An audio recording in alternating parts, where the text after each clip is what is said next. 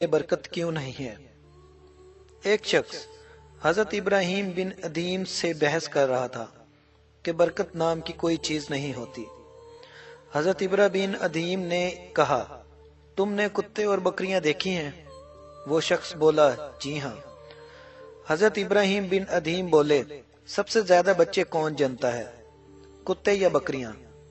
वो शख्स बोला, कुत्ते। हजरत इब्राहिम बिन अदीम बोले, तुमको बकरियां ज्यादा नजर आती हैं या कुत्ते? वो शख्स बोला, बकरियां। इब्राहिम बिन अदीम बोले, जबकि बकरियां ज़िबा होती हैं मगर फिर भी कम नहीं होती, तो क्या ये बरकत नहीं है? उसका नाम बरकत है। फिर वो शख्स बोला, ऐसा क्यों कि बकरियों में बरकत है और कुत्ते में नहीं?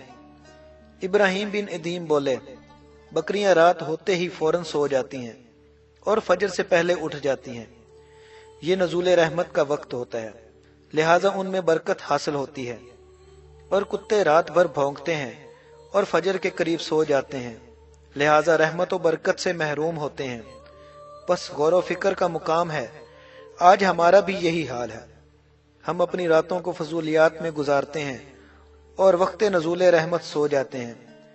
आजकल की हमारी नौजवान नस्ल जो सारी रात मोबाइल फोन यूज करती है, फेसबुक यूज करती है, आजकल नया फितना जो आया हुआ है टिकटॉक यूज करती है, जिसकी वजह से वो सारी सारी रात जागते हैं और जब नमाज फजर का टाइम आता है तब सो जाते हैं।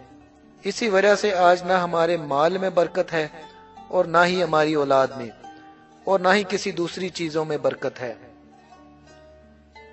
अच्छी बात दूसरा तो पहुंचाना सदका जारिया है। आप भी इस वीडियो को ज्यादा से ज्यादा शेयर करें और इस्लाम को दूसरों तक पहुंचाने में हमारा साथ दें।